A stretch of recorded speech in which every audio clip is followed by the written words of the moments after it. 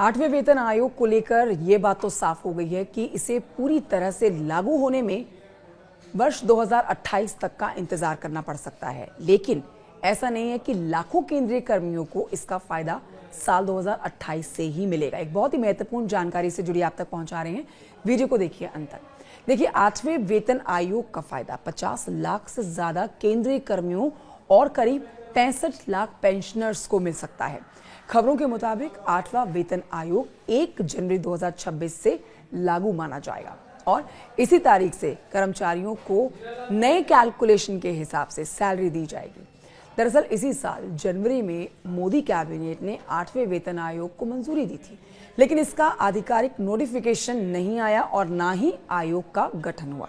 बावजूद इसके बताया जा रहा है कि भले ही ये लागू बाद में हो, लेकिन सैलरी जनवरी 2026 से ही लागू हो जाएगी।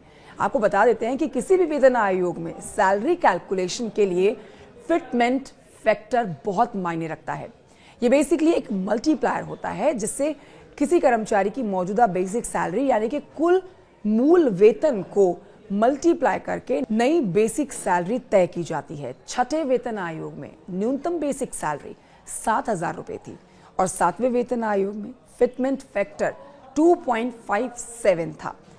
इस फॉर्मूले के तहत न्यूनतम बेसिक सैलरी 7,000 रुपए से बढ़कर सीधे 18,000 रुपए हो गई थी।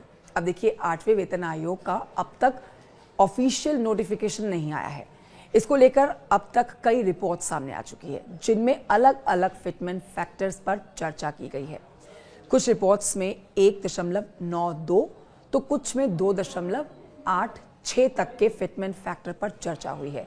इन सबके बीच में एक संभावना ये भी जताई जा रही है कि आयोग 2.46 फिटमेंट फैक्टर लागू कर सकता है, जो सरकारी कर्मचारियों के लिए, केंद्रीय कर्मचारियों के लिए बहुत बड़ी गुड न्यूज़ है।